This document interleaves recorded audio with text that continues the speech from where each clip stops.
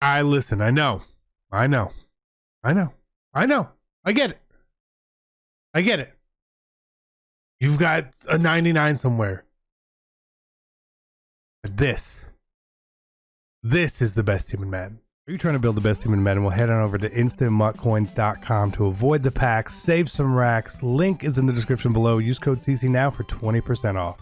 Hey, what is going on, Madden family? We are here indeed with another episode of the best team in Madden, going over our changes for the week, which they were some, and talking about stuff and abilities. Yeah. We're about like 200 episodes into the series and people still don't really get what it's about, but that's okay. You do. You are here. Let's go over it. Let's hit 1,000 likes. 2 hours. I think you guys can do that. This is one of my, I say it with a couple different series, but one of my favorite things, because I really like the informative part of Madden, giving my opinions, informed opinions on stuff. So let's get into it. Okay, let's get into it. Let's talk weekend league to start. Now, I was cruising through weekend league this weekend. Okay, I'll admit it. As soon as I get lost number one, my mindset changes a little bit. So we ended up with 20 wins, I believe it was. 20. Yeah, we're 18th. 20. So that's where we ended up. Okay. Could have been more. Maybe should have been more. But who cares? Who cares? We're lining up for monthlies, right? The 5-week monthly rewards are not this week. The big things that we did was try abilities. After we had the ability point change, it was time to really go into things and figure it out. Let's talk about our additions first. Ryan Kelly took over for Travis Frederick. Offensive lineman, all kind of the same, you know what I mean? Steven Jackson, now I've called him the best running back in the game. I definitely have. And I stand by that, especially without abilities. But we were focused on Michael Turner on this account this weekend, okay? We were. Okay, we were. Other additions we made to the team this week: Ryan Shazier, 99 overall. Take a look at him. We'll go back and look at Steven Jackson's stuff too. 98 speed, 99 excel, linebacker. Linebackers, right? I want them to be useful so bad. And then we obviously added Brian Poole, right? Poole, another great card right here. Falcons theme team-ish a little bit. Okay, it's a little Falcons theme team-ish, and that's cool. What I love about Poole is his physicality out here. Block shed, the hit power, all good. Love it. But those were the big changes we made this week. Didn't pick up any of the ULs. I do have Troy. I didn't use Troy, so he's not in the lineup right now. I don't usually want to put someone in the lineup if I haven't used them, because then I can't really talk about them. Now, Brian Poole, for what his price was, he was around 300,000 coins. He's a rental. Should have been on every single person's team. Every single person. If you could afford it, you should have gotten Brian Poole. Okay? Straight up. Now, with Steven Jackson, a little bit different. While I do think he's the best, a lot of other people will like Kamara is probably a different comparison for him.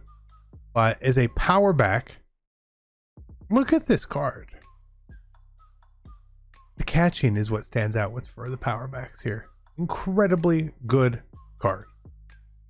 Now, he would have been a lot better if he was 245. Steven didn't need as many Big Macs as he should have before hopping on that scale, but it's all good. Love the card. Again, Falcons theme team, so he's getting boosted pretty hard for us.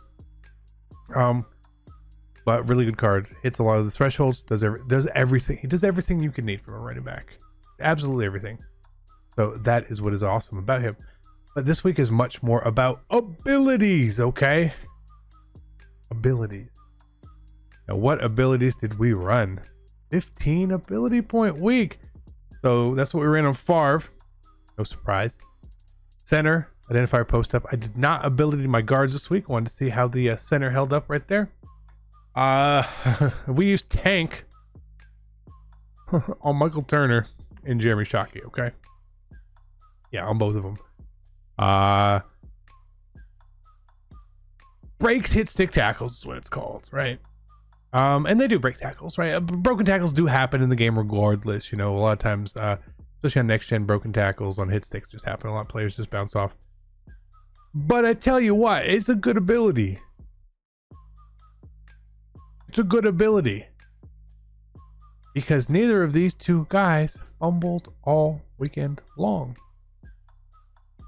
I could do what I wanted with them. How do you make someone fumble? Well, there's two ways. You hit stick them, or you get a user strip, right?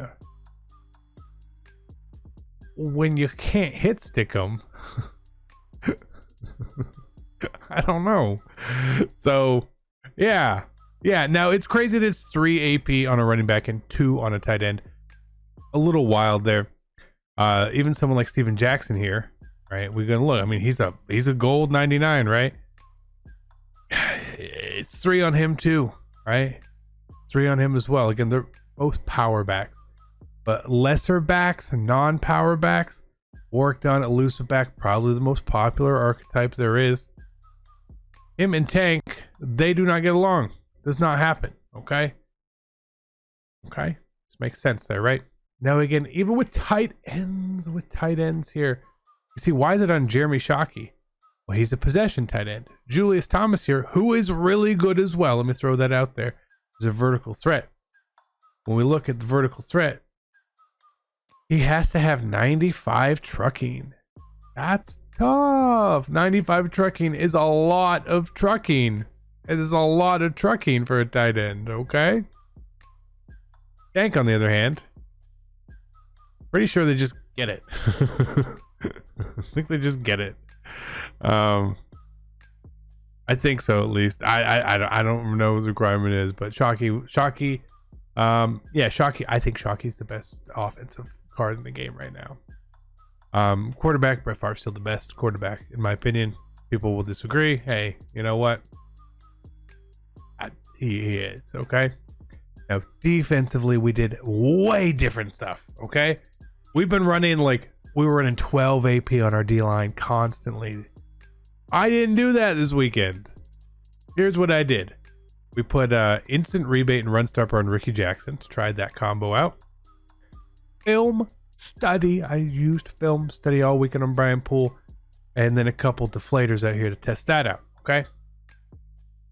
Deflator it works in its own way. Obviously, it's better paired with Enforcer. Start to get expensive. You obviously want to use run support safeties. There's not a ton of great run support safeties, so you can't spread it out as much, but there's a few that are good out there. But I want to talk about film study because I think that's important. It was an ability a lot of people were worried about being into the game, and rightfully so. I will say this for it. It does activate fairly easily against an average opponent. Right, you will activate it at some point.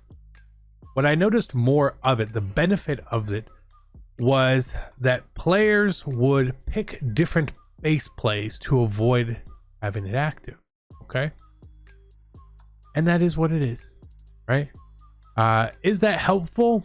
Probably a little helpful, especially when it shows you the run plays too. Shows you the run plays. But people spamming the same run over and over and over, it's kind of helpful to know exactly where the ball's going. Now, obviously, someone can flip the play or make a quick change or something. You may not catch it, but it does just show you the player when you hit the right trigger or R2 on PlayStation. So you have to be showing that. You have to have that visibility up there for it. Is it worth 7 ability points? Just in a nutshell, no, it's not. It's worth 7 ability points in a very small percentage of the games that you play, in my opinion, right? And this is for me. I know maybe some lesser players may find a more advantageous reason for it, but for me personally, we'll say out of the 15 games, it didn't either activate or I didn't need it at all, right? Those were just washes, right? Regardless. In the other 10, was it helpful? Slightly. It was slightly helpful seeing what people were doing. Now, I had one opponent, which I talked to after the game about it, because he was like, "Oh, I see you're running film study." I said, "Yeah. I mean, I knew what you were running because of film study, but I also knew what you're doing because of your tendencies as well. So while it was active and it really confirmed my suspicions of what was the play was going to be, it didn't necessarily help me or make any changes, right? Very few times did I have to intentionally adjust because of it, because most people, when they're running it, by the time someone activates film study, you know what the play really is. The biggest advantage I saw for it, personally, me on the field, it's not necessarily knowing all of the routes that someone is running, but it was very helpful for me knowing if the running back was out on a route. Now, in other years, this would be a little more helpful when you're, we had more of a blitz heavy meta, right? That would be a little more helpful to know if someone's blocking or not, because you can tell that. But it was helpful for me knowing if I had to shoot out towards the flat to chase the running back. A lot of times, if you do that, someone's going to hit you with a post or a slant so over top of where you would have been in the space you have vacated. This did allow me to not unintentionally bite. It allowed me to see certain routes and sort of stay put, right? And again, I don't know if it really had an impact because I don't recall too many times when it was active and I made an adjustment based on it and got a stop based on that solely. Okay, was it helpful at times? I think it was helpful. I don't think it was 7 AP helpful, especially it wasn't helpful in most of the games. I would probably use the other AP elsewhere. Will I try it again? I think I will, because I feel like I need more time with it, seeing like, is this really helpful or not? Because while 25 games is a lot of games to play, it's probably not enough for me to truly know the impact of it, especially for the cost. So keep that in mind. We will probably come back to this conversation and discussion about film study and the worth of it. But otherwise, it was an okay weekend. Again, we sort of cruised through. We've got other cards coming up. Lots of content. More of the Sugar Rush Part 2 coming. I imagine draft is starting soon. Where are golden tickets? Lots of good cards coming. Now, one thing I haven't tried yet was Lurker on linebackers. We'll probably test that out this week just to see. Is it really that helpful? They did change the AP on it. For 1 AP, maybe you're able to fit it in there. And if you could have a Ryan Shazier or a Deion Jones, that's kind of helpful. For sure. They have some good secondary stats. They do. They're not crazy better than a Derwin James or a Jamal Adams, but they exist. So for like Shazier's got 94 block shed, right? So let's just take a look at someone like Derwin, who most people have in here. So Derwin, again, is very similar card overall. His block shed is 73, right? That's the biggest difference, really. Coverages, hit powers, tackles, all that's pretty similar. It really just goes down to the block shedding. Now, again, when people like to run the ball, it is helpful. If you could get 20 plus block shed on the field for 1 AP, which is essentially what you're hoping for, maybe that's not bad. If you guys use Lurker on linebackers and you're a decent player, and let me preface that, if you're a decent player, let me know what you thought, because I'm going to try it. We'll see if it works. I don't expect it to work as good, but it is only 1 AP. So that is the best team in Madden for today. Again, any questions, please let me know. Make sure you watch everything for chemistries and abilities.